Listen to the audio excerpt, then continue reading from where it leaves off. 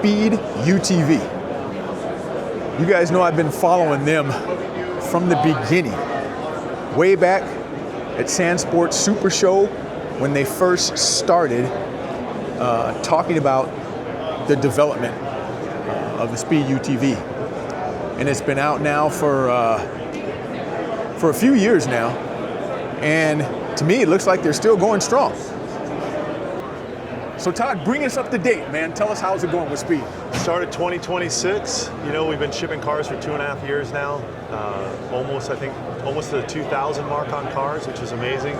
Lots of evolution since we came out. I mean, the chassis haven't really changed, but I think we're at over 400 updates. Our biggest update for 2026 is the new KWI clutch kit and air guide that we've done.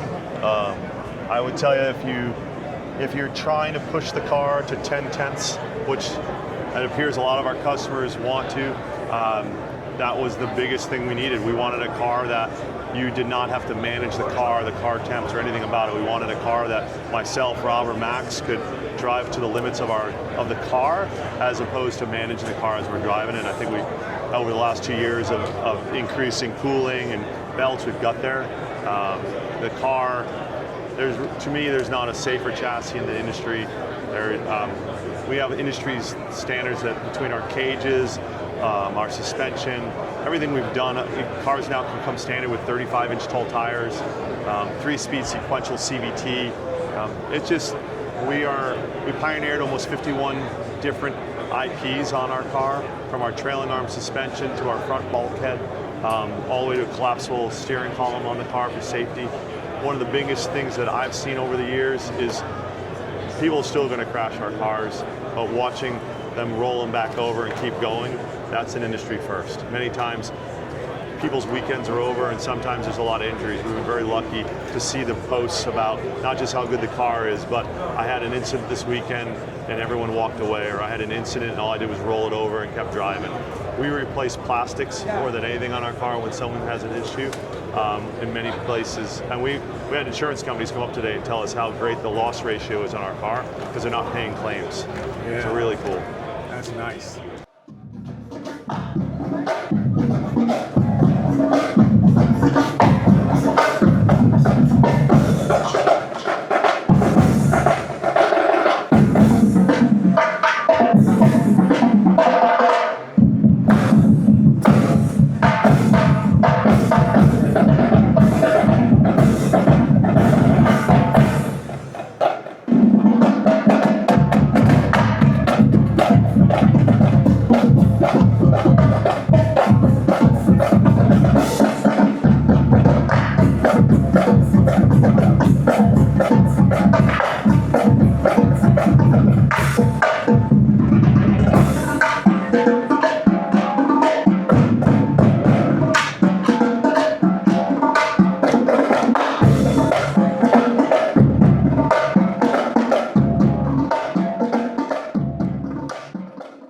This is Kayo. I've seen them around, but I don't know much about them. And I know, Tavio, you just bought one of these bikes for your kid. So let's go over here. We're going to talk to them.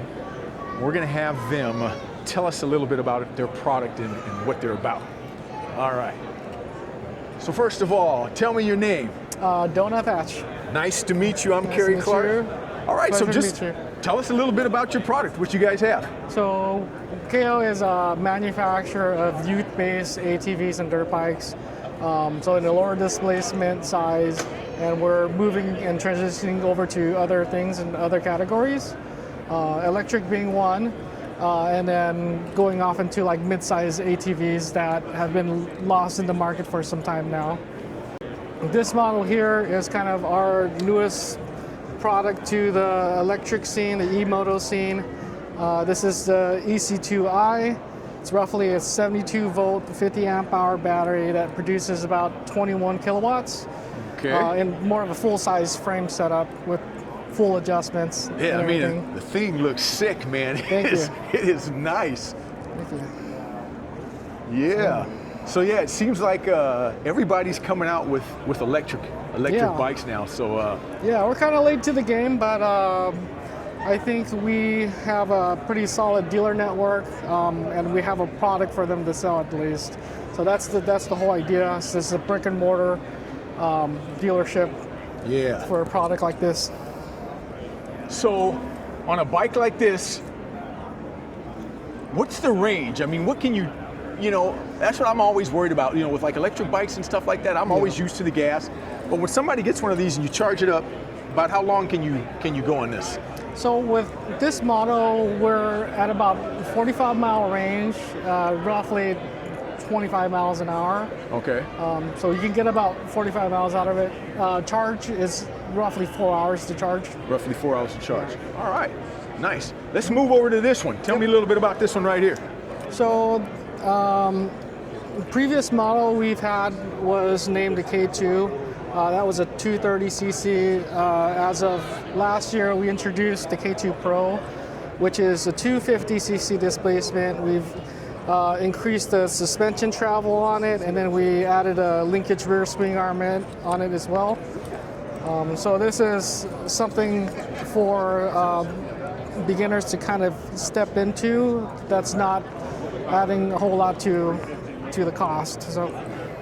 All right, and I noticed you got electric start on this too? Yeah, electric start. This is 5-speed manual. 5-speed manual? Yep. Check this out, you guys. Forks. Inline fuel filter, right? Right. You know what? I haven't seen one of those in a while. We used to use those all the time. Yeah. Yeah. So now, is this carbureted then, or is this fuel injected? This model is carbureted, but we did get a fuel injection model that's coming out mid-year. Okay. Yeah. Nice to know. Yeah, and that's a 250. It is a 250. Yep. That's Nice, right. nice. All right, let's move over here and talk some more. Okay. Some more of the youth or look at this. This thing is trick. Let's talk about this 125 right here. So, as of last year, beginning of last year, we introduced 2 youth-based dirt bikes that are fuel injected. This is more the bigger wheel version of the fuel injection pit bike that we have called the TT125 EFI. TT125. It's a 14-inch rear, 17-inch rear front rim. This is a 4-speed manual. And it's air-cooled with an oil cooler on there. It's using inverted forks and a coilover rear suspension. So this has been pretty good for us as far as sales. It's pretty reliable. And this is nice. Yeah. So it comes just like this? There's nothing on here that you have to pay for extra? It comes just like this? Yes, exactly. Wow. That thing is trick looking. You got your skid plate right down here. Mm-hmm. Yeah. Yeah, this is really nice. Most of our stuff comes with like a full stainless exhaust. If not, it comes with the stainless steel muffler. Okay. So, which is nice. A lot of times you have to pay for the aftermarket version. Sounds great. It performs good. Yeah.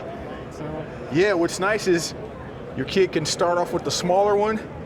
You can move up from there. Yeah. Move up to the 110. Move up to this. Right. That's right. pretty neat. And then of course, move right back over to here too, That's huh? correct. Yeah. So we start from a 60. We go to a 90. A couple models in the 110, 125, and then the 140. Okay. And then that's when we step into like the 230 and 250s. All right. You know anything about the buggy here?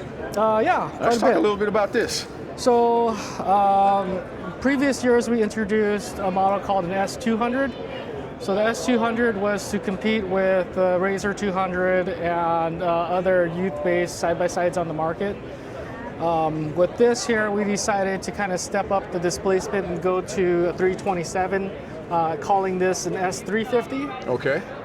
So some of the key differences here would be just the overall size of it, right? Yeah. So what we hear a lot is, who's going to bring out, another youth side-by-side to the market besides Polaris. Mm-hmm. And so that's when we decided to kind of come up with something that's a little bit unique, that is focused towards the kids. This particular model here sits about 60 inches wide, cycles about 10.5 inches of suspension travel front and rear. The rear of this is a dual A-arm setup with a pretty beefy CV setup and a differential versus a lot of other competitors that are still using a chain. The engine is liquid cooled, 4-valve single cam that's fuel injected as well.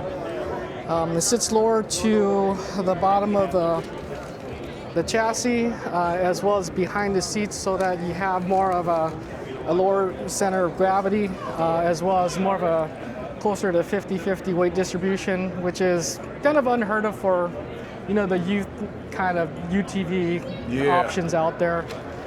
Seats are adjustable, so you can slide them forward here, and then they also tilt back as well. So that's another feature that other models don't have. They don't have the tilt, they just have the slide. Front end is same dual A-arm setup, 10.5 inches of travel. We're using 25-inch tires on a 12-inch rim. It's a 6-point roll cage, as well as just a cool little stubby bumper on there that you can mount a winch on. So that'll come as an aftermarket accessory if you wanted to. It's a 6-bolt steering wheel pattern, so you can use an aftermarket steering wheel if you wanted to. This is really nice. I like this. Yeah. Just other things too that we kind of put onto this unit that we learned from our S200, like a throttle limiter on your gas pedal that was not on the S200 during the first generation of it. And then as far as when you build something for kids, you want to make sure that the parents can get into the passenger seat as they're teaching them how to drive. So that's one of the key things that other manufacturers kind of don't consider is, do you have the space in the passenger seat? So as your kid is learning how to drive a UTV, then you can quickly make corrections if your kid makes a mistake, like maybe turns too sharply or applies the gas too hard or might go into a rut. So that's important. So cabin space is really nice on here. There's plenty of space. A couple cup holders in there. Yeah, and I noticed you guys even put a parking brake, which is nice. Yeah, parking brake, You ever watch any of my videos, man, I'm always talking about parking brakes, because parking brakes are so important, and there's a lot of manufacturers that don't do it, you know? And I'm telling you, if you get on a hill, if you're on a trail or anything, and you don't have a parking brake, all that weight's going on the transmission, and sometimes you can't even hardly get them in gear, you know? So that is, I'm glad you guys included that. That's nice. So, and then it's more of a kind of open body platform to where it's a lot easier to service. Getting to your air filter, changing out your oil, replacing your CV belt, you know, changing out your coolant, versus other competitive models out there. It's a little bit harder to do. You have to remove a lot of panels and it can take up time. So we consider, you know, both the consumer and the dealer standpoint, where if you're going to build something, you might as well make it to where it's easy to service and just less chaotic for customers and dealers to work on. Okay, all right, great. That's what I love about the AIMExpo, you guys. All the new products that are out, new manufacturers. It's nice to see that there's still new things coming out, because it gives us a variety. And it's nice to have a variety to choose from when you're looking for a dirt bike, a side-by-side. If you're looking for something for your kids, Kayo is a pretty good brand. They've been around for a while, and the price is pretty good too. So we've got more coming to you guys from the AIMExpo. We're gonna take a look at some products from Answer, new products from Answer, some new products from Pro Taper, and we're gonna talk a little bit about Turn 14 and so much more. I'm Kerry Clark for Outdoor Madness. Thanks so much for tuning in to another episode, and you know the story. I'll see you somewhere in the great outdoors.